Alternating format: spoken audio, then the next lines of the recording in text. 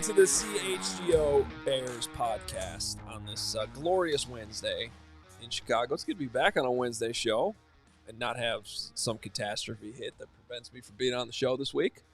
Feeling pretty good. Well, I want to give you guys... Don't count your chickens before they hatch. I know. I want to give you guys some great news that I have not told you in our 70 minutes that we just spent together so lovingly. Yesterday, when I was walking through the great city of Chicago on my phone, headed to my car, and it was raining, and I was looking down, and I think Greg was yelling at me on 6 different platforms. At that very moment, with my head down, at the corner in the middle of the rain, a car drove right past me, crushed a puddle, and smoked me.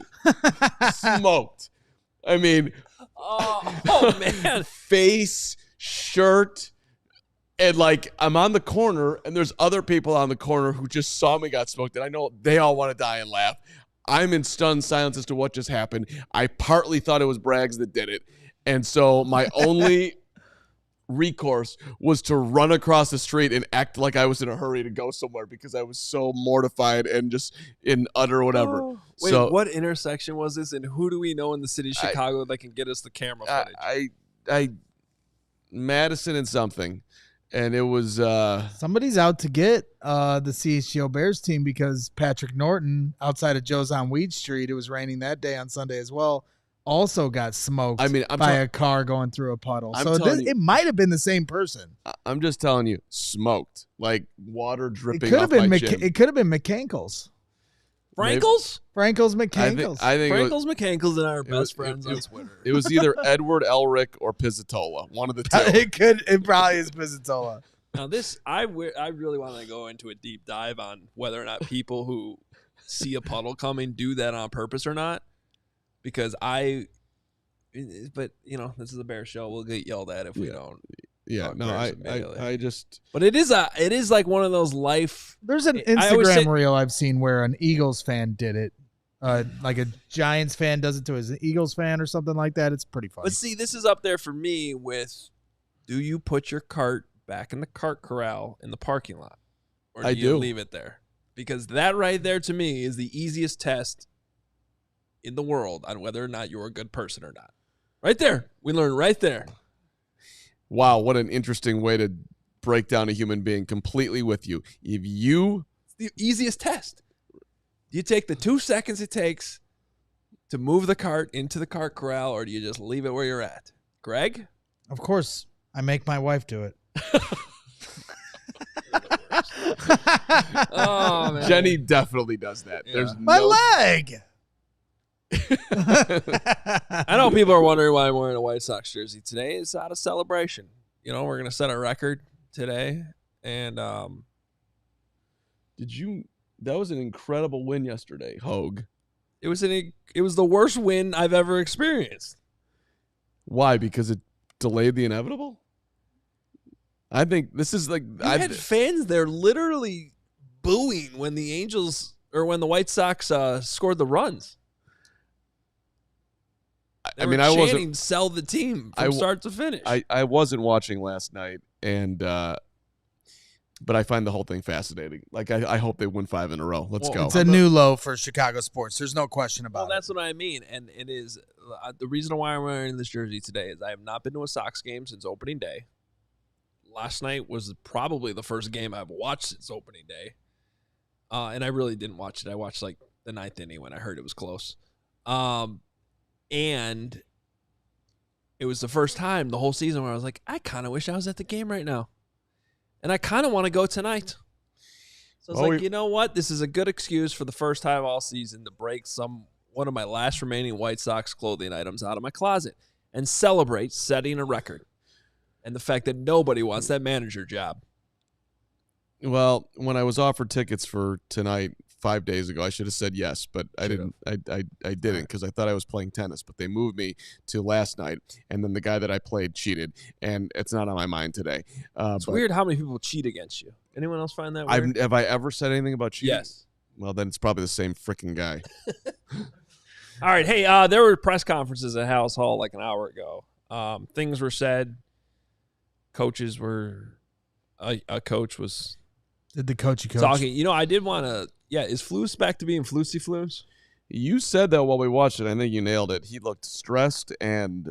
Well, I was saying this all summer while we were talking about the makeover of Matt Eberflus and how he was actually getting entertaining in press conferences, and all the credit in the world for that. That was a legit thing. But all along I was like, I want to see what this looks like when they lose a couple games in a row.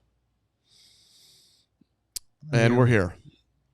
I mean, look, I actually like that we're here. The stress of 1-2 should be 0-3. Jaden Daniels looks great. That conversation's got to be annoying. At least somebody in that building. Shane Waldron's former Seahawks are 3-0. Justin Fields is 3-0. There's a lot of bad optics. I mean, there's some bad optics. Cliff Kingsbury and Jaden Daniels were just right. And by the way, none of this really matters. No, it doesn't. But like the optics right now are rough. They just are. Like you could point out 10 different things that are just more reasons to kind of pile on the Bears. Yeah, I was listening to 670 earlier today, and David Haw asked Weeder, like, hey, are you going to ask Caleb about, all the pressures with Jaden Daniels and Justin Fields? And Weeder was like, no, I'm not going to ask that. Well, the first question. That's like me responding to a Carm question. Yes, 100%. Well, the pressures are legitimate, but I don't think that Caleb needs to acknowledge them necessarily. I think that some in the media might be feeling the pressure too, because, we learned a lot about. I won't talk about it. Never mind. I'll let it go. I just didn't think the first question needed to be about Matthew Stafford. Who cares? Oh, yeah, you could talk about that. That's ridiculous. I don't necessarily agree. Okay, that's fine. Go ahead. Okay. If we want to get into like a technical argument about the order of what questions should be, and Matthew, I agree with the Matthew Stafford question coming up today. He likes Matthew Stafford. This is one of the quarterbacks that he has acknowledged in the past that he looks up to, and they play him this week. Perfectly reasonable question. To your point, does it need to be the first question? Probably not. But guess what? I was in that room today, and sometimes there's like a awkward pause at the beginning where no one asks a question, and you're the reporter that has this question that you want to ask, so you're just like, all right, I'll go. Right. Well, that's how it normally is because it's always it's at the first one. Who's jumping in is a thing, and Patrick Finley is the guy that will go take it. Jason Leisure will take it. Weeder will take it. The guy at the combine to Caleb. Are you scared to work out at the combine? That guy takes courage. That guy should have been dragged out of there and never allowed back in. But way to go. For breaking down press conferences, I thought Monday's Zoom call was excellent.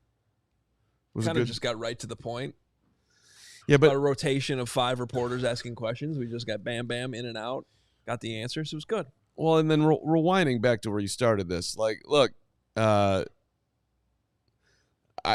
there's a lot of people, one to my left on this show and one in the chat that I haven't seen yet today, who Frankles McCankles? Not Frankles McCankles, Gary McRuskell, who there's this concept out there that Matt Eberflus is here for 2 years. That's the deal.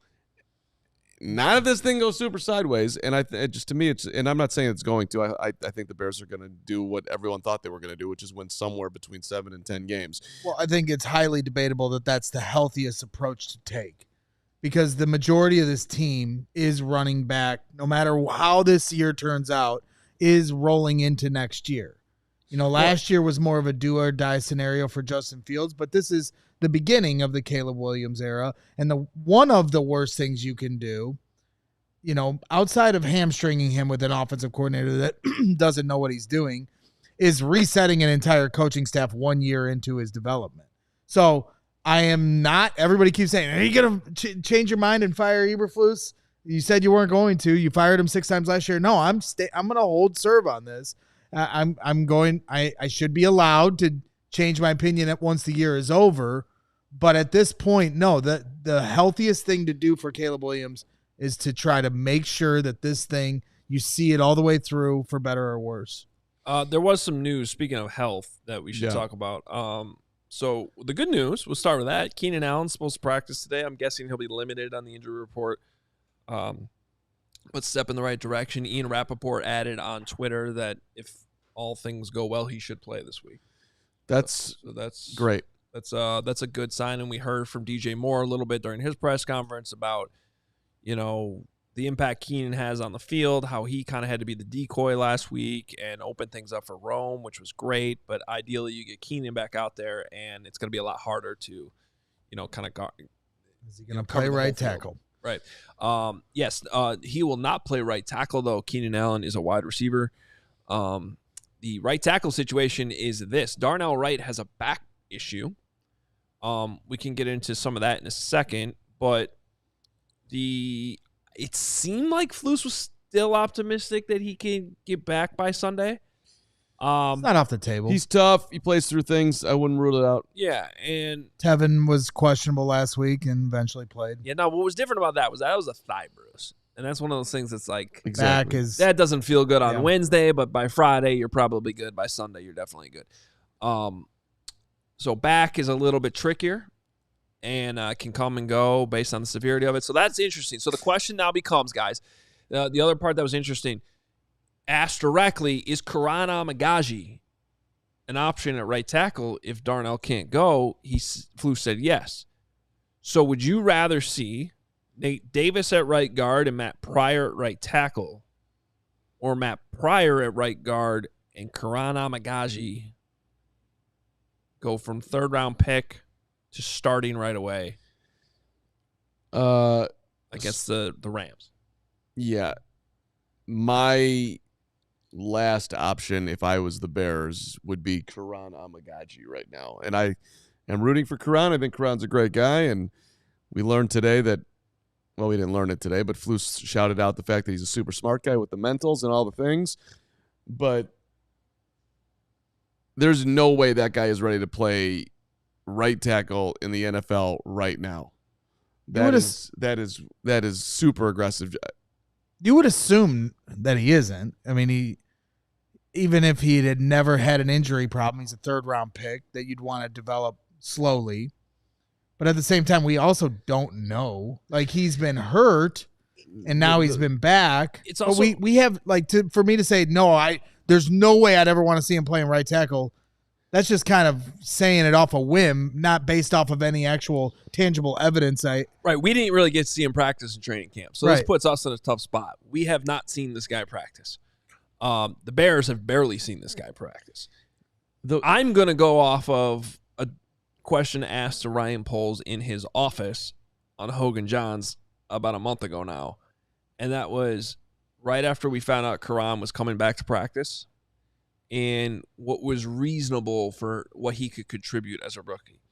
And he said that they like him and they want to get him up to speed, and they envision at some point this season him having to contribute because that's how the National Football League works. And the bottom line is if you draft a guy in the third round, right, and he's on your active roster, not on injured reserve, and not only that, he was up on Sunday. He was active on Sunday. You're not just there for participation points. Yeah, right? And by the way, your offensive line isn't exactly firing on all cylinders right now. It's all hands on deck. And now, does that all add up to him playing this week? Probably not. I'm going to go ahead and say that. But all that in front of me, if my options are going back to the well with Nate Davis and putting Matt Pryor at right tackle, I don't know. I'm at least intrigued to see what this guy looks like. Which is a really bad position to be in because I can't even push back against that.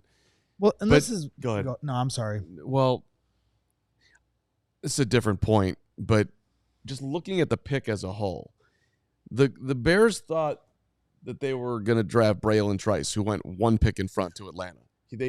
I believe he's out for the year, isn't he? Haven't been following Braylon Trice. I should know that. My bad. I want to say he got hurt in the preseason. But whether he is or is, it doesn't matter. Like they were visibly like disappointed that somebody who could get to the quarterback who they wanted to draft that they thought was going to be there. And so then they were kind of left in then we'll just take Karan. It just doesn't make that pick. He's a tackle, right? Unless you think you're moving him to guard. You got Darnell Wright. He's not going anywhere. And if Braxton Jones doesn't work out, you're not turning it over to another rookie. You're going to go sign a left tackle and pay for it. So the whole concept of the pick is what I'm struggling with. Yeah, I'm struggling to go that far when we don't even know what he looks like. If he's great, okay, but I got another name I want to bring up here in a second. But first, let's take our first break of the show and make sure you are up to speed on what's happening October 1st. That's when the Blackhawks, Bulls, and White Sox officially have a brand new home, and they're introducing the Chicago Sports Network. That is CHSN.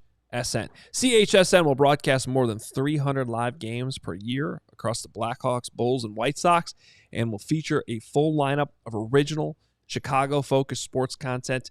They're also Chicago-based, Chicago-built, and Chicago to the core, and they're bringing it to every corner of Chicago across our 77 neighborhoods and beyond.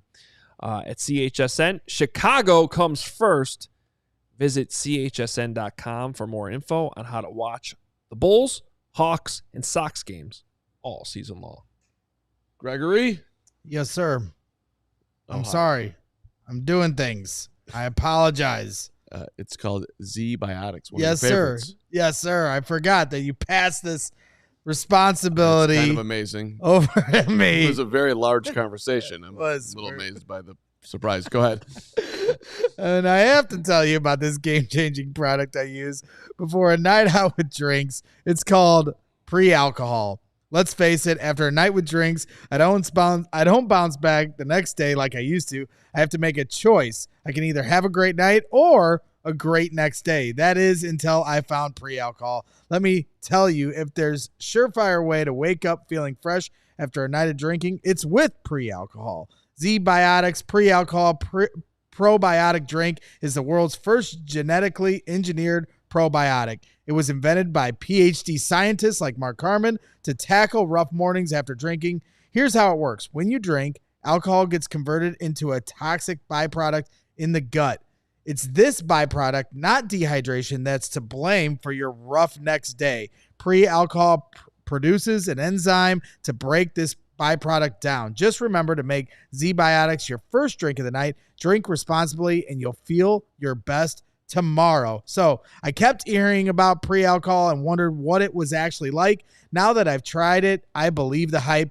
And with their GMO technology, they will release different products that help address toxic byproducts of modern living in the gut. Go to zbiotics.com and use the code CHGO to learn more about 15% off your first, to learn more and get 15% off your first order when you use the code CHGO at checkout. Z-Biotics is backed with a 100% money back guarantee. So if you're unsatisfied for any reason, they'll refund your money. No questions asked. So we appreciate Z-Biotics. So make sure you use the code CHGO Bears. Now, this is a name I've wanted to bring up now for a little bit. Welcome back to the show, everybody. If we're going to go down Carm's little trail of questioning the Karan Amagaji pick, which like I said, to me, that's way too early to do. We've hardly seen this guy. On the surface, though, it is fair to wonder about drafting a guy with an injury. In general, regardless of the position, whatever, drafting a guy with an existing injury. Now, there are some that believe Karan Amagaji could have been a second-round pick if he didn't have that quad injury. So it's also reasonable for the Bears to be like, hey, we got some value here because we think he's going to be okay. Our doctors like it. And he's a guy that if Braxton Jones doesn't work out, can play left tackle. Okay. I mean, I can understand that logic. But I also understand where Carm's coming from, where it turns out he was injured longer than you thought. He missed most of training camp. They've mentioned his knee, too. The knee's been brought up in addition to the calf. And you have all kinds of issues all over the rest of your offensive line. That's the bigger thing. And you were planning on drafting a punter in the 4th round. So here's a name Do you guys know who was drafted number 86 by the San Francisco 49ers, which was 11 picks after the Bears took Karan Amagaji? Dominic Pooney. His name is Dominic Pooney. The Poon Dog. I don't know that anybody calls him that. I do. I think Baldy brought him up last week.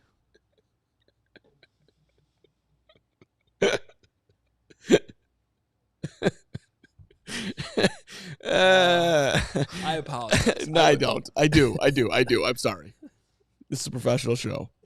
It's supposed D-Love. Did Baldy bring it? This was when I was Yes. my daughter was in the hospital last Wednesday, which is why I wasn't on the show. I missed that show. Baldy brought up Pooney. I'm fairly certain, Okay, yes. I don't remember that. I don't always listen, but I'm pretty sure Anyway. that he did. The point is, Dominic Pooney, week 1 starter. Yeah. Who plays what position? Guard. Dun dun dun dun. Right guard. Week 1 starter for a franchise in the San Francisco 49ers that seemingly know what they're doing. By the way, out of Central Missouri, close to Kansas City. I think Pulse came from Kansas City. He played at Kansas. At least that's where he was last year. Right? Central Missouri, KU. Okay. Yeah. So he's friends with Austin Booker. I don't know that. Yeah, there you go. Made that up. He was a finalist for the Polynesian College Football Player of the Year. First team All Big 12. Team starting left tackle. His brothers are Derek and Devin. So look, James says Poon Dog gotta eat. Can we just stop that? Okay, to your point. We could draft better. That's the point. Well, we don't know that. We know that. This dude's already starting. You lost. Well, right now I'm happy that there's a guy possibly by Karan Amagaji's, situation who could take over if Braxton Jones can't. I'm sorry, if Darnell Wright can't play. I mean, I hope Karan Amagaji goes out there and mauls everyone. It's a great story. Local kid, went to Yale. I've talked to him in the locker room. He's the most likable dude of all time. Rooting for him. But just as the overall philosophy of how they're doing things is to me. Would you rather have the guy who can play right away or the guy who's got an injury who is basically the expectation from the start was he's taking a redshirt year? Right. I'm with you. I'm with you on that. I'm with you on that logic. So Gary keeps pointing out here in the chat that Jake Karan, who we've seen through preseason, potentially could be the option at right tackle because which, by the way, I would rather keep Matt Pryor at right guard if I can. Yeah. Because at some point they need to start building continuity. And it was, I think, my most irritated moment of today's press conference was when Matt Eberflus said it's about finding the best 5, and we're still trying to find that. Well, yeah. And it was just one of those. They've been talking about that for 3 years. Right. Now. It's just like hand slap to head moment because, and I've said this before, and Ryan Poles draws ire too here as much as I love him. Like, you guys chose to keep Nate Davis on this roster. I understand there's salary cap implications that are attached to it. But not only did you choose to keep him on the roster, but then you chose to let him start, albeit split snaps with Ryan Bates, who ended up having a higher snap count than him. But the front 5 to start the game week 1, Nate Davis was your right guard. Nate Davis didn't earn that. So when you're talking about playing your best 5 and trying to identify them, you knew Nate Davis wasn't one of those 5, and yet you still put him out there week 1. And now you're doing this dance trying to work around him. And now Matt Pryor is your better option at right guard at this point. You're waiting on Ryan Bates to return. You're waiting on Larry Borum to return. So I get they're going through some, obstacles here. But at the end of the day, don't talk to me about your best 5 when Nate Davis was your week 1 starter at right guard. I'll ask you a question. What's one of the best things that Ryan Poles did as general manager? Okay, I'll answer my own question. One of the best things he did... Trade with the Carolina Panthers. Trade for DJ Moore, the greatest trade in Chicago sports history. Yes, outside of that one. Oh, okay. He made a swing, took a big swing, went after this guy. I forget his name. Oh, yeah, it was Chase Claypool. He was dominating training camp one year. And then it went super south. And he was like, you know what? Screw this. You're going down to Miami. I'll flip 7th for a 6th rounder, get out of this because he's ruining the locker room and move along. Yeah. Nate Davis took a big swing. There's no evidence, though, that Nate Davis is ruining the locker room, and there's a lot more money involved in this situation than Claypool. Well, the second biggest thing he did was trade for Montez Sweat. I'm for not ranking things. I'm not ranking that as number 2. Okay, I'm just pointing out that was he It showed was a big moment. He showed the ability to cut bait, and I got you, Hoge. I agree. Not apples to apples, different situation. However, cutting bait with Nate would have been all right, and probably better. Well, and I get people are talking about, well, hey, Ryan Bates messed this all up because he got hurt. I understand that, but you saw Matt Pryor in the preseason. They have zero faith in Nate Davis. They're already starting him over Nate Davis. So this was staring you right in the face, and you just refuse to accept the reality of something that you guys as an organization were already coming to grips with. I'm not saying it's not a tricky situation, but just a frustrating one when you're saying, well, we're still trying to find the best 5, and you know in your hearts you have no faith in Nate Davis, period. That was interesting from Flus today, the best 5, but they don't want to play musical chairs. Yes, Jim? You're looking at us. They have been playing musical chairs, though. That's the problem. Salesman Jim watching the show. He's creeping me staring out right at now. us. Joey, get over here and give me a big hug. Hi, how are you? See him. Joey, come back here. Oh, he's interested in the offensive line. Let me introduce you guys to the Joey Spathis. Joey Spathis here. This is his last day here in the building. Back-to-back softball champion. I know. Everybody's like, hey, congrats, man. Best of luck in the future. I think it sucks. I'm severely pissed off at this guy, but I love him anyway. He is the guy behind some of the best graphics you've seen here at CHGO Sports. Duck down. Nobody can see you. I don't need Yeah, but I'm giving you the love. No, it's not unnecessary. We love you, Joey. We appreciate everything you've done here for this company and everything you've done for the CHGO Bears team. You are the GOAT. You're one of the most talented people I have ever worked with, and we are going to miss you severely here at CHGO Sports.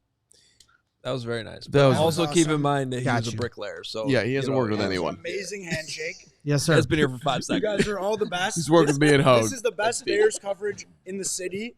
And except for Carm. I could not be more confident in Caleb Williams going forward. Love Yes, you sir. all. Yes, sir. Joey Spathis, Hook 'em. everybody. Hey, I hope Texas 5-0 against the spread after this weekend. First of all, Joey was one of the great teammates / human beings that we could have ever had on a back-to-back softball championship squad year after year. That's true. Second of all, I always salute everybody when they decide wisely to leave this business. And I was going to say, he's doing the smart thing. Great choice. Third of all, that was the funniest thing ever. Of all the people that I've worked with, me, Hoge, and Mubs. What about Mubs? What did I say? No, it was just funny. Never mind. You were like, I said he's one of the hardest working. You don't have to take everything so personally, Carm. I'm not taking it personally. I said one of the hardest. Okay. It's true. And he's one of the most talented people. He's more talented and harder working. That's not what we're talking about. I'm talking about the fact that you acted like you've been in media for 38 years, like you've worked with everybody in the business. No, which is not what you were saying at all. No. You were just complimenting I'm talking about work ethic. ethic. I'm talking about talent and work ethic. Yeah. You know, there's an artistry to bricklaying, just like there's an artistry to Photoshop. Who was the guy that used to fight with on this? That like you would have literally fisticuffs on at different. You guys know you're doing a show right now. Yeah, like what are you talking about? Who's the guy that used to fight with at the sites? Who you on literally the job sites? Yeah, everybody. Now it's you. Take a name. Now it's me. You're that guy. I know. It's terrible. You're the guy he fights with everybody.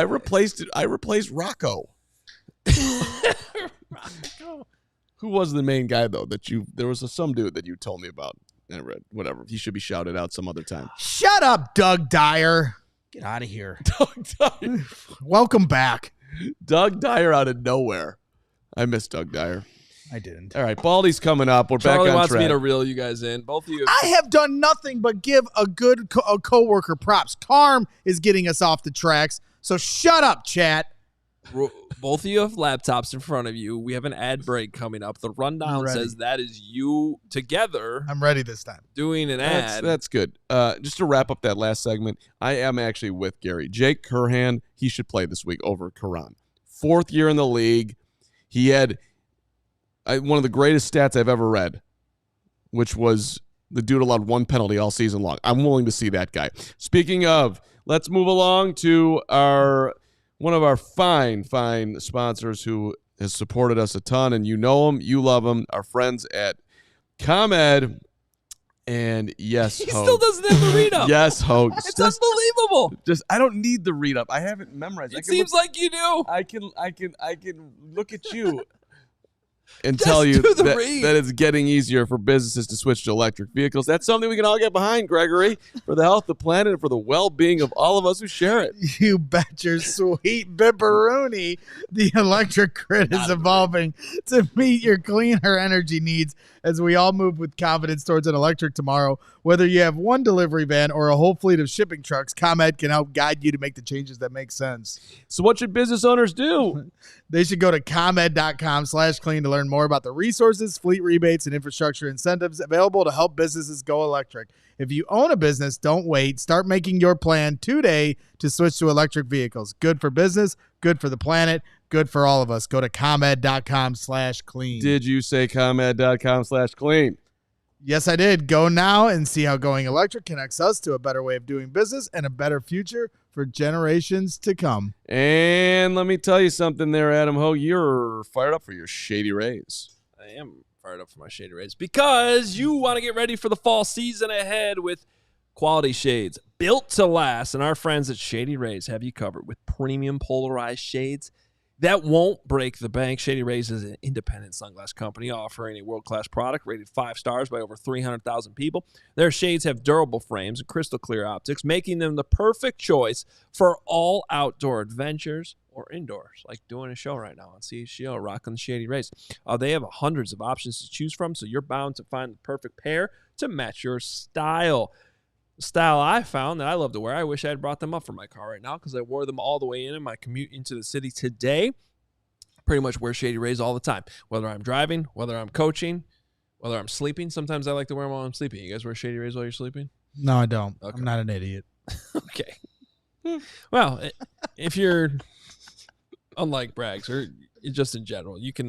This is exclusive for our listeners. Shady Rays is giving out their best deal of the season. Head to ShadyRays.com. Use code CHGO for 35% off polarized sunglasses. Try for yourself the shades rated 5 stars by over 300,000 people, including myself. All right. Brian Baldinger. Baldy is coming up here. I do see in the chat where are you guys going to be Sunday for the tailgate, which is at Wabash and Cermak. Come on out. Tickets are available. It's going to be a phenomenal ALLCITY.com/events. You can get your tickets to the tailgate now. Hope to see you come out. Starts at 7:30. All you can eat firewater barbecue. Delicious. We got plenty of Miller Lite on hand. Going to be a lot of fun. Get you ready for game day. No better place than with us at the corner of Wabash and Cermak.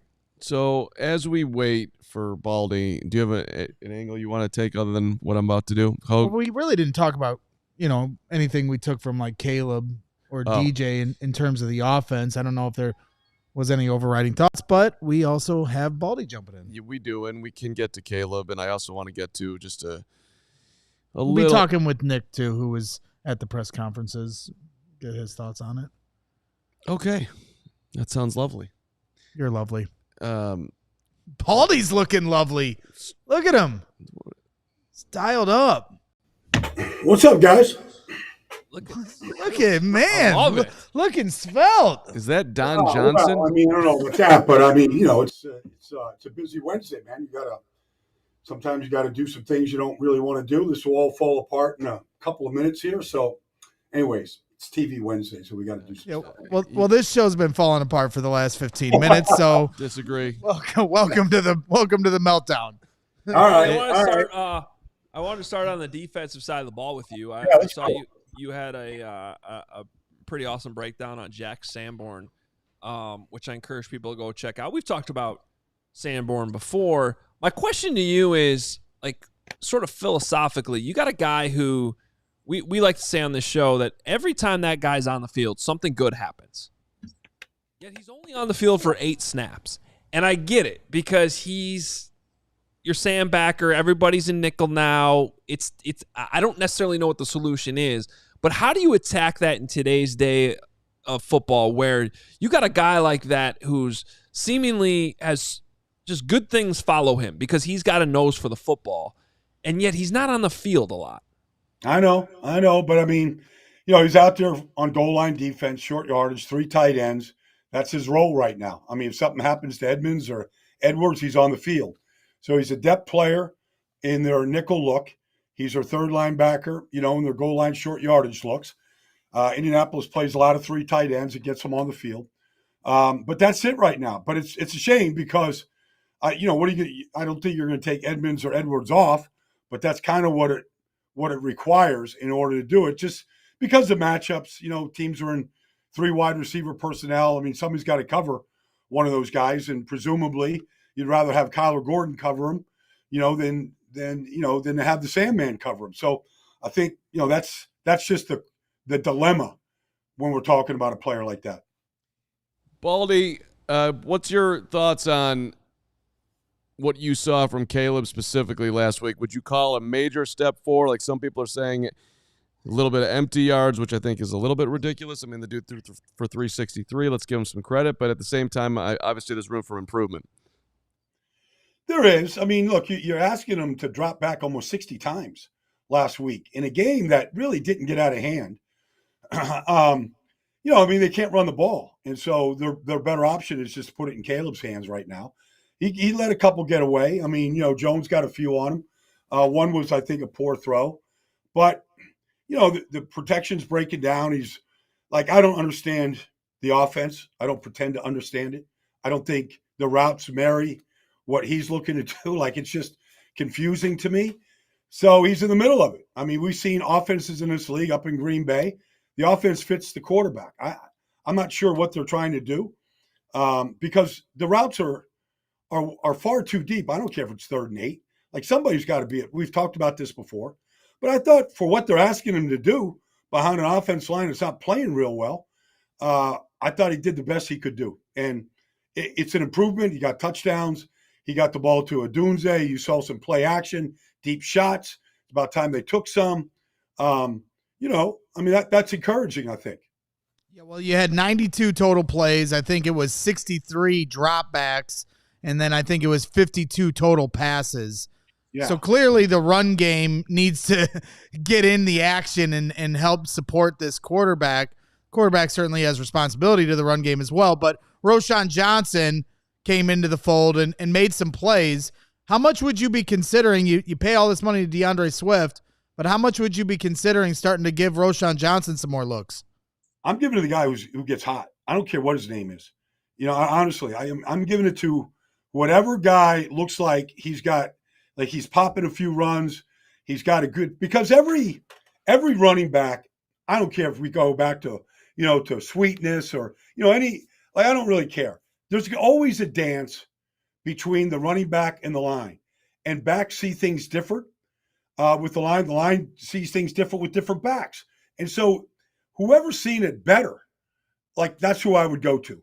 Like, Khalil Herbert doesn't look like he's a part of this right now, but I like Khalil. I liked him in the past, but he's not really a part of this. But I'm giving it, I don't care how much money they paid to anybody or the name on the back of the jersey. Give me a guy who looks like he's getting hot and he's gaining some yards. And so to me, that's how it's got to start. But they got to get better up front. I mean, I showed you the goal line thing where everybody's on the ground. I mean, that goal line stand, like, you got to be able to get a yard. I don't care what you do. You got to get a yard in this business. If you got to go tush push, whatever you got to do, you can't come away from that part of the field with no points. What would you call if you were the Bears right now with that offensive line, though? 4th and goal at the 1. What are you doing? Well, I mean, the way that they blocked, I would throw. I would play action. I'd move Caleb. I'd run sprint right option. There's a million different routes. Bootleg, keepers. I mean, I would probably put it in Caleb's hands and take my chances right now because, look, I'm friends with Matt Pryor. I know Matt. He got his chance to play. I don't know how many right guards they've gone through already. They weren't good at that position. Weren't good at center. Right struggling at right. I mean, they're just struggling up front right now across the board, play to play. I don't know, Baldy. It's 4th and goal at the 1. putting your running back at the 9. I mean, maybe we should move him even farther back. Maybe we'll just put the running back at like the 15. Can we run a formation out of that? I mean, let's get him as far away from the end zone as possible. Well, is Matt Suey available? Can I get a fullback?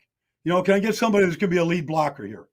Can I get the Fridge? Is he got any eligibility left?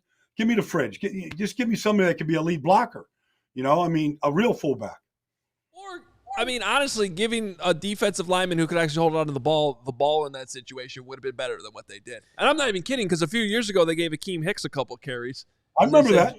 Yeah, you just power that thing in there. Hey, I wanted to ask you about Darnell Wright. We learned today that he's actually dealing with a back injury and is not going to be practicing today.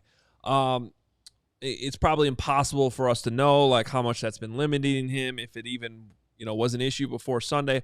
I do know from us being able to watch as many practices as we were able to in training camp, which was pretty much every day, something's looked a little off to me, Baldy. Like he just, I haven't really been able to put my finger on it, but all of a sudden I hear today, oh, he's got a back. Maybe that adds up a little bit, because he just doesn't seem to be as powerful as we saw last season. I agree. I completely agree. Now you mentioned the back. He doesn't have the pop that he had at Tennessee, that he hadn't showed last year. For parts of the season, he doesn't seem to have the same power. For whatever reason. And he's fallen off his blocks. Like I know last year he had the bad shoulder and he was kind of a one-arm bandit at times. And, we sort of, kind of take that in consideration. But I don't know how bad the back is or it's affecting him, but he doesn't demonstrate the same power that I saw when he was at Tennessee, going up against Will Anderson, going up against elite players, Trayvon Walker, whatever. I don't see that power from him right now early in the season. How would you, if you were coaching Baldy, how would you get a guy like that to be comfortable in saying what actually is going on? Because he's going to try to play through it, and this guy hopefully has a long career in front of him. Well, you don't want to put him out there if he's risking further injury, but there's certain – I've played with back spasms. I don't know what the injury is. Back spasms, there's just things you do to block that up, and you go play. There's a lot of injuries. I was talking to the right tackle of the Eagles yesterday, Lane Johnson. He's got plantar fasciitis, like his foot's inflamed. But he's not going to miss games or practices because of it. So there's just certain things that you sign up for, and there's certain things, there's a certain amount of pain that you have to endure to play this game. I don't care what position it is.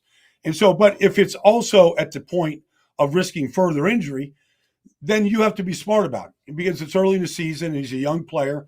And you want him to have a long career, and he has a chance to have a long career.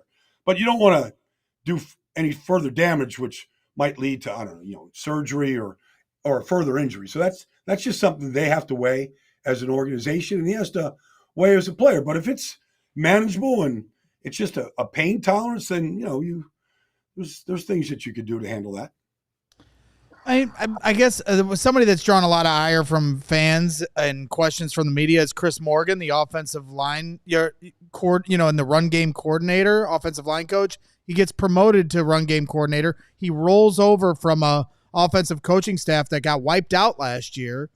It made sense to me in the time. Like, okay, the run game's been good.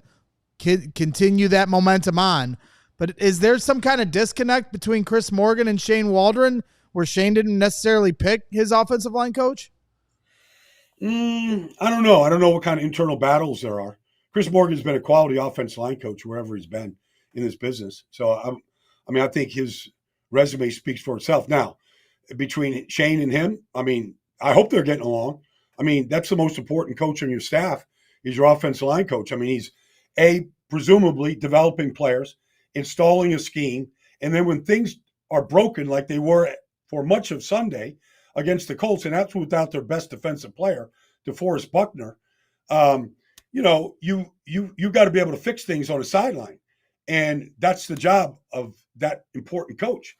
And so I hope that, they see eye to eye on the run game and how they're attacking the run game and how they're attacking certain looks right now. Well, my follow-up to that, Baldy, is back when you were playing, how many coaches did you guys have on one side of the ball? Because the Bears, this was one of my concerns, and it was something they did a few years ago too under Matt Nagy. But they fire the offense coordinator, and then they bring in all of these coaches. There's a run game coordinator now. There's a pass game coordinator now. Because people forget Thomas Brown, who was the OC in Carolina with Bryce Young last year, is now here as the passing game coordinator. And it's just like I'm just compared to when you play, like how different was it? It just seems like these staffs are so large now. I don't like it. I really don't. I mean, when I started in Dallas, we had 7 guys on our staff. Landry did we went to a team meeting and film breakdown on Monday after game. Landry, he did every single play. Special teams, offense, defense. It was a 3-hour sweat fest. I mean, I don't care what the score was and how much you won by. You felt like you lost after that meeting. But I like to listen to one voice. You know, I don't like all these intermediate things because what happens, and I'm not saying this is happening in Chicago, but it does happen, where, you know, you're the assistant offensive line coach and you blew a play on Sunday and the offense coordinator is like pounding you in a meeting. And then your assistant offensive line coach is going, you know, that's not really how it went. Like this, like just take, I mean, there's just too many voices, I think. And not always, but sometimes there's just too many voices. I like listening to one guy tell me right or wrong what I did, what I needed to do better, whatever. I don't need a whole committee of people relaying this information. I was in New Orleans on Sunday, and I have a great respect for Jeff Stoutland, the Eagles offensive line coach. And, you know, he believes in working his starters out before a game. And it really paid off because Saquon had a huge run to broke open a game and scored a touchdown. But I watched him work on that line stunt that they picked up against New Orleans an hour before the kickoff. And he's the only voice. Like, there's assistants to assistants there, but you just listen to Stout. Like, he's going to fix your protection. He's going to fix your run game. He's going to get you right. You know, you had 2 backups playing the right side. I'd like listening to one guy. Baldy, what do you think the likelihood is that the Bears could really fall off the track here? You had week 1, miracle Will Levis interception that allowed you to win a game, come back. You had no real business winning that game against a bad team. Week 2, scores closer than it really was. Texans fumble inside the 10. That game's further away than it really should have been. This week, you lose to a Colts team whose quarterback completed 10 passes and gave you a couple of gifts. You had an offensive line that I don't know who's the best player on there right now, but it's good luck picking one. So I do wonder. I know the defense is solid, but like you looking at the Bears right now, how likely do you think it is they fall off the track here? Well, they got to play better up front. I mean, the defense is keeping them in every game right now. And I've been a part of teams like this, and I'm not predicting anything. But when the offense isn't carrying their weight, it usually leads to bad things. I mean, it's hard to keep it together. I don't care what your personalities are. If the defense feels like they're carrying it and your offense is not, pulling their weight, there can be splits within certain locker rooms. I've seen it. I've been a part of that. The line has to play better. The quarterback has to play better. The offense has to make more sense. But all that stuff, what you just described, is true. And it can lead to some kind of a fall off. But this is a week-to-week league. Like, nobody thought Denver could go to Tampa and win last week. Nobody. And they completely outplayed them. And Tampa went to Detroit the week before, and they just thumped them good. So it's week to week. Philadelphia was awful against the run first 2 weeks. They just completely shut New Orleans down. Like, this is so week to week right now. The Rams are limping in here. They beat the 49ers. They're a well-coached team. I don't care who's on the field. Rookie center, first-year left guard. I mean, receivers that you got to go look up in their scout report to find out who they are. It doesn't matter. All first- or second-year players in their defensive line, they beat the 49ers. They're capable of beating anybody, honestly. So, but you got a 3-game homestand right now. Like, you got to win at home. You got to build a home court advantage. And if you're going to do anything this year, I think it's got to start in these 3 home games that they have right now. Yes, sir. So you've mentioned a couple times now Shane Waldron's offense needs to make more sense. I want to hear more of your thoughts on that, but I want to share this real quick. This is from our guy Mark Potash, who covers the Bears for the Chicago Sun-Times here. 6 of the candidates for the Bears offensive coordinator position were hired as an OC in the NFL. That includes Waldron. Here's the early update. Clint Kubiak with the Saints. They're second in points, 7th in yards in play. Cliff Kingsbury, 3rd in points, 8th in yards per play. Liam Cohen with the Bucks, 15th, 21st. Just to speed this up, Greg Roman's listed, Zach Robinson's both listed. They're sort of middle of the road. And then you have Shane Waldron, last of these 6 coordinators, 31st in points, 30th in yards, and 32nd in yards per play. Well, I mean, look, I personally like Cliff Kingsbury. Jaden Daniels, I don't know if he could play any better through 3 games. Jaden is always going to be compared with Caleb and vice versa. The offense, to me, makes a whole lot more sense in Washington than it does in Chicago right now. You can put that in the offense coordinator, but I would say the Washington offense line coached by Bobby Johnson looks a whole lot better to me than it does in Chicago at this point. So it does start up front. You're going to be about as good as your line plays. Washington has run the ball well. Jaden has scrambled really well, converted a lot of first downs. Washington has scored on every single drive in the last 2 games. Like, it's just a stat that's unfathomable in this league with the rookie quarterback. I got one real quick one for you, Baldy, before we cut you loose. Week 1, you came on before week 1, and one of the things you said you were going to be looking at was who Caleb was going to be most comfortable with. And here in this last game, Rome Odunze seemed to break out. 6 catches, 112 yards, and a touchdown.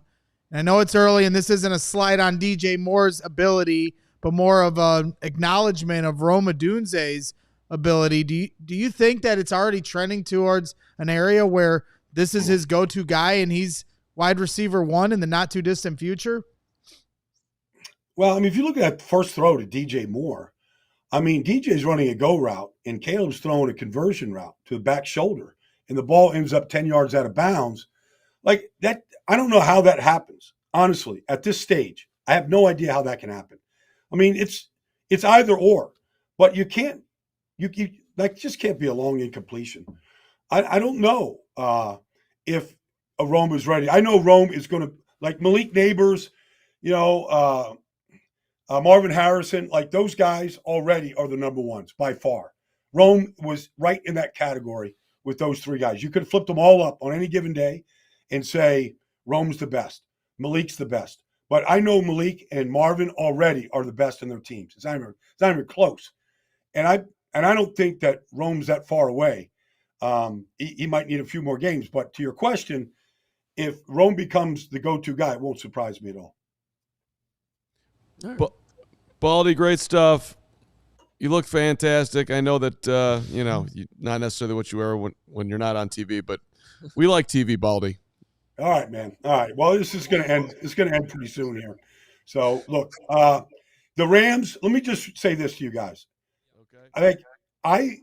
I watch the Rams every week because I get smarter every week when I watch that. The way that they protect, the way that they cover for a backup to a backup left tackle or a rookie center, and how they protect Matt Stafford and what they do. Like, I look at them and I marvel and I go, how do they get this all done in 6 days to get ready for the next game? It's amazing watching Sean McVay and his staff work. They're really, honestly, I get smarter watching that team play. There's that, and there's the quarterback who's not going to miss as many throws as the Bears saw last week. This is a tough matchup this week. It really is. I like the Bears secondary. If they can get some pressure on Stafford, this should be a good matchup. I don't know if Cooper or Naku, I don't think these guys are gone. I don't know who's going. They got backup tight ends. Just that Kyron Williams is a good football player. Concentrate on just stopping him first, and then worry about Stafford later. 100%. All right. Well, we love all versions of Baldy. We like the suit. Right. We like when you're coming off the beach and like scuba gear. We love it all. Yeah. All right, man. All right, guys. Thanks, Baldy. There he is. I'll talk to you next week. You bet. Yep, absolutely. We'll talk to Baldy again next week. And before we go out to Halas Hall to talk to Nick, we got to make sure before you hit the road this fall, head to Ray Chrysler Dodge Jeep Ram and start your adventure there. This September, shop new lower prices across their huge inventory during Jeep Adventure Days going on now. For a limited time, lease the new 2024 Jeep Grand Cherokee Laredo for just $239 a month for 27 months, or shop over 125 vehicles priced under $20,000. Let the amazing team at Ray CDJR help you during each step of your car shopping journey. With the Ray's Price Promise, the numbers you're hearing now are the same prices you can expect to shop in-store and online. That's because Ray's Price Promise means no price changing, no add-ons, and no hidden fees. Since they prioritize affordability for their customers, hurry into Ray CDJR today and shop one of Chicago's largest inventories, then drive home with more money in your pocket than you'd expect. If you're in the market for a new vehicle, then you have to check out the team at Ray Chrysler Dodge Jeep Ram, because they are the only team we recommend. Visit them today on Route 12 in Fox Lake. For more information, visit Ray CDJR in Fox Lake or raycdjr.com. Serving the community since 1963. And shout out to our new friends, Rugged Road, which is dedicated to creating innovative and durable outdoor gear for adventurers who demand the best, like you, Gregory. Their products are designed with the highest quality materials and craftsmanship, ensuring they perform in the toughest conditions.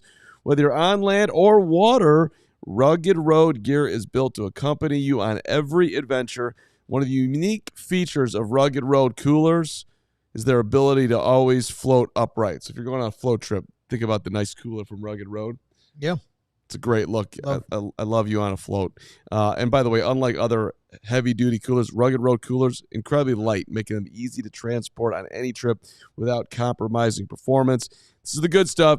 So gear up for your next adventure with Rugged Road coolers. Reliable, durable, built to last. Rugged Road is your ultimate outdoor companion. Head to ruggedroadoutdoors.com. ruggedroadoutdoors.com. Use that promo code CHGO and you get yourself 10% off. All right, we go now to Halas Hall, where Nicholas Moreano is standing by.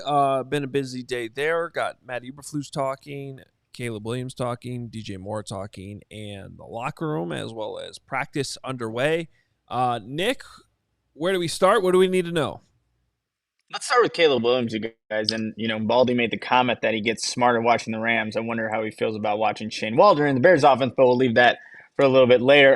Let's start with Caleb Williams. And, with the Bears playing the Rams, Matthew Stafford is somebody that, he idolizes. And one of the reasons why he mentioned in his press conference today is like how he controls the game, knows how to get in and out of things efficiently, knows where the offensive and defensive players are, and move defenders different arm angles. So as we're kind of watching Caleb Williams, I wonder if he almost subconsciously thinks about like how Matthew Stafford also has played the game and wants to implement that into what he's doing. We know he has a lot of control at the line of scrimmage, but he likes how Matthew Stafford plays the game. And if he plays it that way, I think the Bears offense will be in the right spot. But the word that came last week that's still resurfacing this week after 2 consecutive losses is communication. And what does that look like exactly when communicating, in game, out of game, after you go watch film? And what Caleb Williams was saying, it starts with him. And then when they're on the field, then, drives are not going. It's like just communicating with those guys effectively.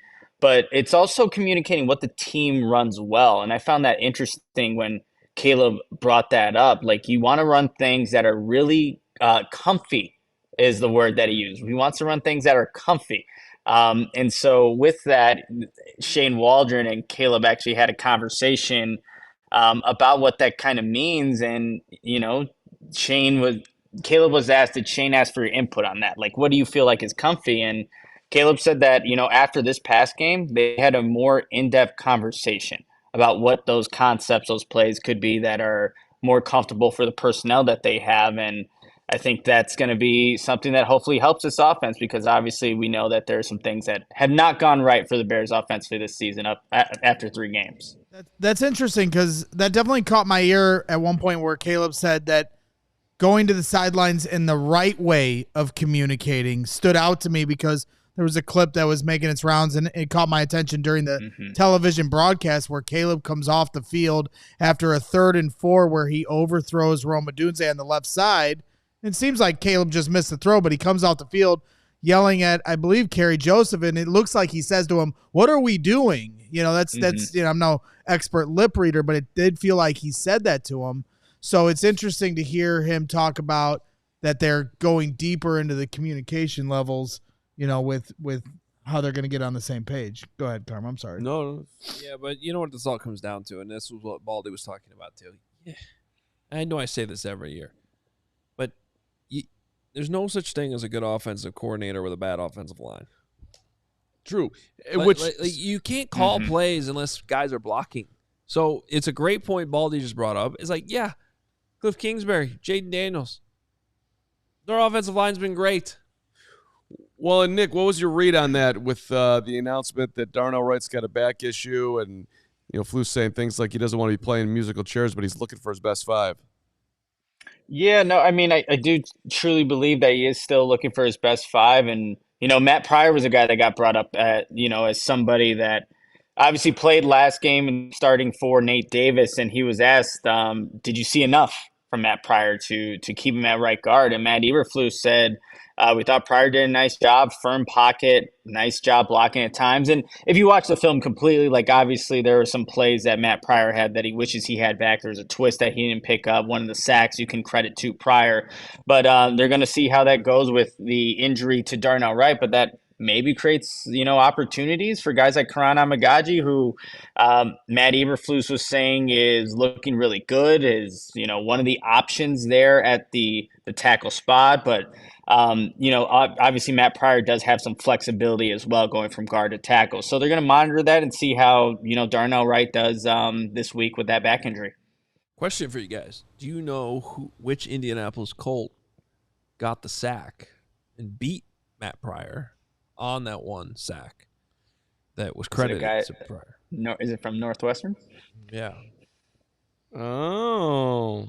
At Atamawa Atabore. Yeah. My guy. Your guy. We talked about him a lot in our draft shows. We did. We talked about that guy for 4 months and haven't mentioned him since. But we really got a lot until he played the Bears. We got a lot of value out of that conversation. Nick, between what you saw on film, because I know you go back and watch the games probably multiple times, and what DJ Moore said on the first passing play from Caleb to DJ, where DJ runs deep, Caleb looks like he's throwing short, to a spot that DJ is no longer at. DJ says, I guess I'll take responsibility on that. But it didn't feel like he was saying that very defiantly, like whether or not he actually meant that. So I'm trying to pick through the weeds here on your interpretation of his answer today and between that and what you saw on film.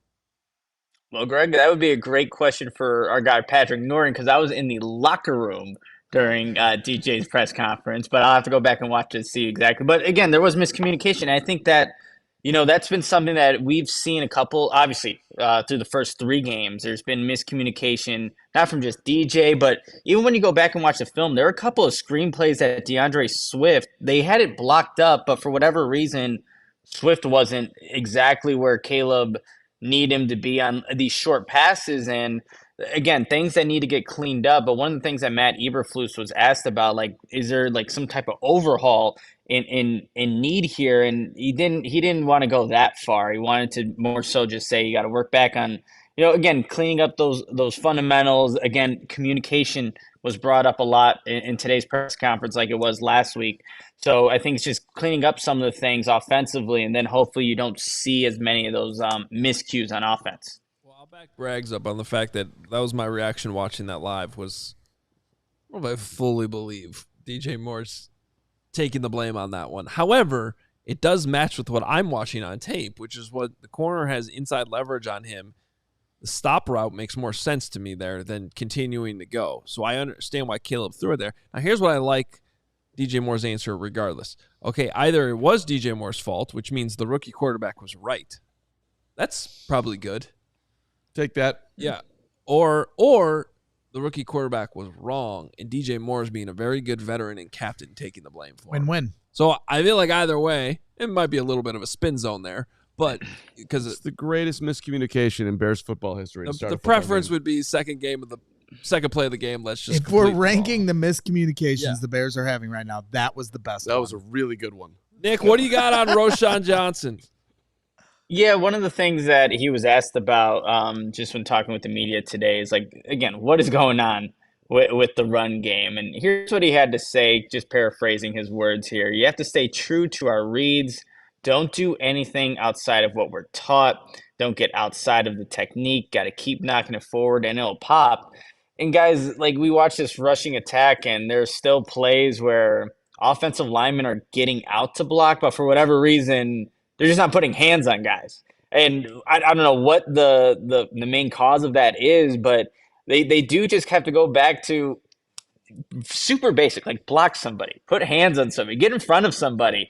And I think that could, help there. He was also asked, Roschon Johnson, like, what do you bring to his rushing attack? Because I think we saw some good things in the 8 rushing attempts that he had against the Colts. But in simple words, he just brings physicality, downhill running. And I think the Bears can use a little bit more of that in this offense to try to see if they can get the rushing attack going.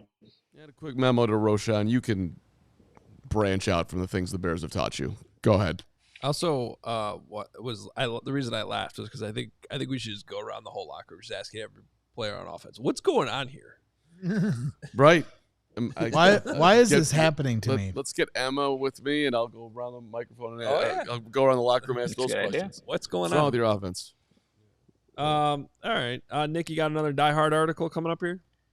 Yeah, I do. So I went around and asked a couple of the offensive players just the difference in running under center as opposed to shotgun and just what that does for an offense. And I think I got some pretty cool things that you're going to have to find out and read about. But I asked Tyson Bagent as the quarterback, what's the difference? And he said here, he's like simple. So again, I'll go back to Braxton Jones real quick. He described under center running almost as being simple in a way. You know what you're going to do. There's not as many options if you're in the gun. And then Tyson Bagent was like, simple is fast, and fast is usually good. Not recreating the game by any means, just everyone's running the same kind of stuff. So there's a difference, but there is also a different mentality that it takes as a running back to run from the gun as opposed to downhill. So you can read all about that in the article that I'll have out later today if you're a diehard. So join right now. There it is, allchgo.com/diehard. Nick, good stuff from Halas. And we'll talk to you later. Nicholas Moreano. All right, you guys. See you, Nick. Got plenty coming up on allchgo.com. All right. Carm was like almost ready to fall asleep during the show, and then Nick brought up Tyson Bagent, and he shot up. That's like the boost of energy I needed. I looked over 3 times during the show, and Carm was like this. Listen. I get it. It's 2:07. We moved the show back an hour. It's getting closer to your bedtime. Nap time. No, it's nap time. It's out of my rhythm. Yeah. I'm out of my rhythm. Midday old man nap time. This is what really. I didn't sleep. It's on Greg and me. We're not entertaining you enough here. It's an us problem. I know. As I was complimenting Joey Spathis, his eyes were rolling in the back of his head. I mean. Don't start. No, we got super chats to read. It's great podcasting by you. Really good. People care.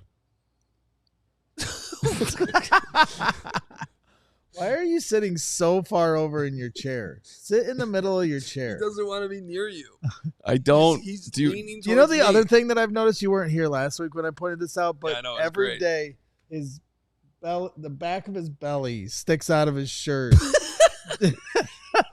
You got to come over here and look. Don't change it. Leave it out. Leave it hanging. The back of his belly? No one can see his back belly. Who is the back his belly? back belly always is peeking out. Yeah, please. We have entered the meatball meltdown hour. I've talked to upper management. I hate to break this to you, Greg, but you're not coming to London. Okay. Well, whenever we get that bus for the Bears games, it's just going to be Steven and me. You two get to drive in your own car. We're going to have a lot of space to just nap. As long as we're able to all sit together at the game. Yeah. All right, let's get to Supers. We got Samson.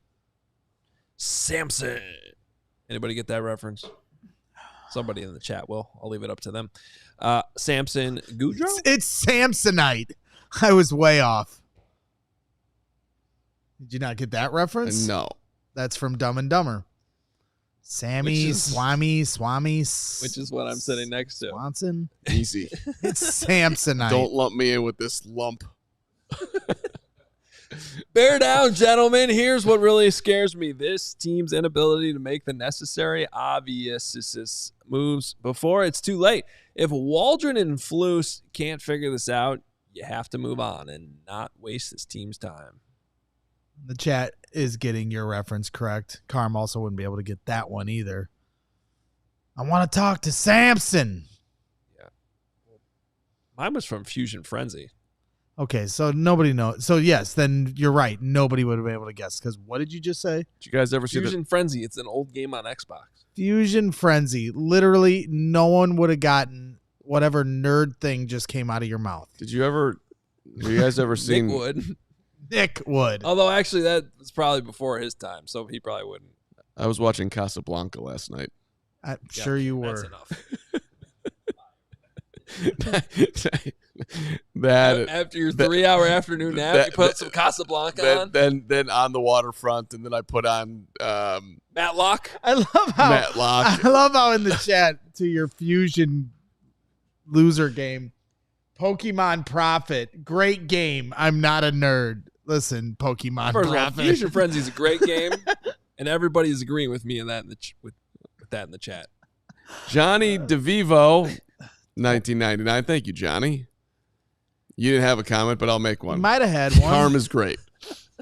Thank you, Johnny. I appreciate it. Carm is great is the super chat from Johnny DeVivo. Chubbs 82, $2. Let's call a spade. Right tackle, it's a bust. Come on, Chubbs. That's not the energy you bring to the table, Chubbs. That's not a spade. I don't know what that is. That ain't accurate, Chubbs. That's a Joker card. Although I am questioning that one too, along with a couple other things. Chicago Optimist, $9.99. Boy, this better be an optimistic comment. Hey, guys, love the show. I was curious if anyone knows if O-linemen warn the quarterback if they get beat on a block. Like if Cole was yelling to Caleb to watch his back after he got beat. It happens too fast. It's usually too loud. And it's not basketball where you can be like, wolf, wolf. Or soccer. What did you do on the field when you got beat, Greg? Good question, though. Nobody ever beat me at anything. You know, to be able to live so delusionally it's amazing. I'd love to do it. What you do? Everybody's yelling at me about the Fusion Frenzy thing. Yeah, you deserve that. You went all in on something you didn't know what you were talking about. Eric Harshbarger, $2. I've never done that before on this show. What do you guys think about Ricky Stromberg at center? I honestly think that's a great idea because we need some. I think he was a 2023 draft pick, so he wouldn't be a free agent for Ricky Stromberg 2027 then? I mean, that's why I'm confused right now. Ricky Stromberg, I love it, but Ricky Bobby. Let's go. Somebody else. Like a trade? Yeah, he was a 3rd-round pick of Washington 2 years ago. $4.99 from Crystal. Hey, guys, I'm calm today. Just sending love on this hump. Hey, bear down. Yeah, Crystal was a little amped up I will say as we were, all were. My guy Balakai on Twitter was asking me to bring this up. Who's your guy? Balakai. Oh, okay. And he was, when you talk about offensive line options that we might have missed on, he really wanted this to be brought to the table. Washington Commanders O-line picked up Nick Allegretti. He was a 2024 free agent. Illinois. And signed a 3-year, $16 million deal. Nate Davis, 3-year, $30 million deal. Was drafted by the Chiefs in 2019 when Ryan Poles was there. Can play left guard, right guard, and center. And he's from Chicago, as you just mentioned. And the Bears didn't kick the tires on Nick Allegretti. Now he's blocking well for Jaden Daniels. Well, my guy, Cankles McRankles, or whatever his name was, told me on Twitter. Frankles McCankles. Oh, is he your guy too? He is now if he's going to go after you. Wow. Okay. And apparently Ricky Stromberg has been waived. Go get him. Thank you, Gary Ross. When?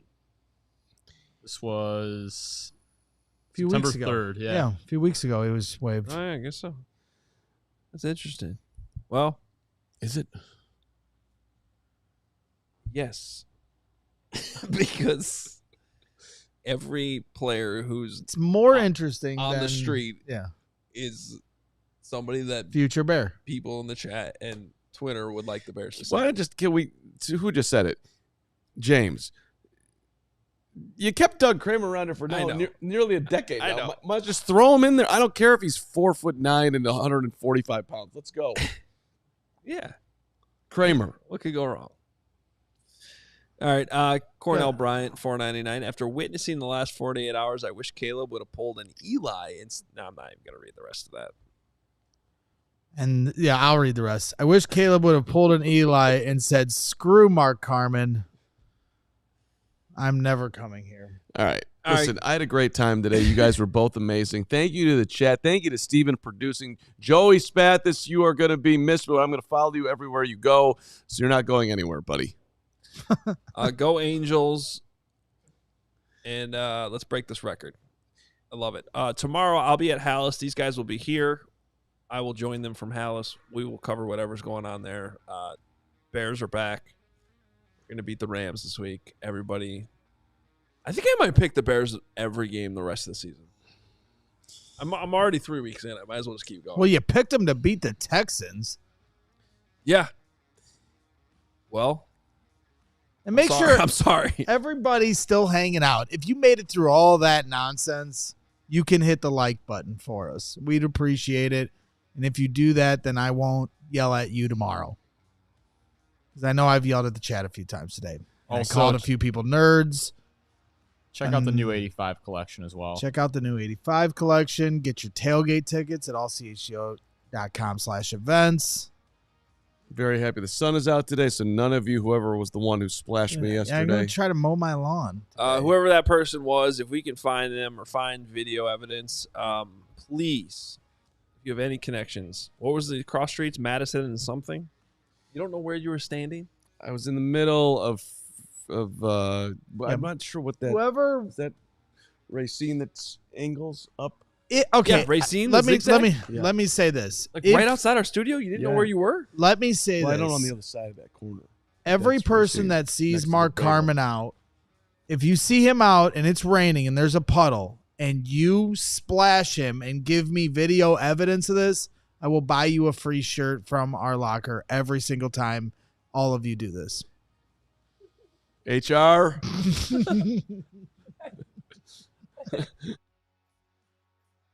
We